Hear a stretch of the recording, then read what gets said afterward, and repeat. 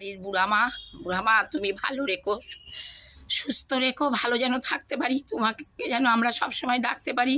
আমাদের ইচাপুর চরকতলা যেতে এখন সোদপুরে যাচ্ছ, সোদপুরে ভালো থেকো। আমার খুড়তুতো ভাই তোমাকে নিয়ে যাচ্ছে, ভাইয়ের বউ তোমাকে করছে, তুমি থেকো, ভালো থেকো, ওদেরও আশীর্বাদ করো, ওরা যেন ভালো থাকে, সুস্থ থাকে, সবাই যেন সুস্থ থাকে। তোমাকে যে রাখতে পেরেছে এটাই বিশাল, এটাই আমাদের কাছে বিশাল।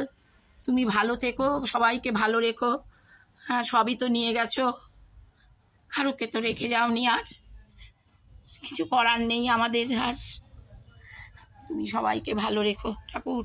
তুমি বহু পুরনো, আজকে 315-16 বছরের পুজো আমাদের বাড়িতে, ইচাপুরের বাড়িতে তুমি কত বছর ধরে এসছো, তারপরে সোদপুরে চলে গেল, 13-14 বছর ধরে তুমি সোদপুরের বাড়িতে। আমার ভাইয়ের বউ ভালো, তাই তোমাকে রেখেছে।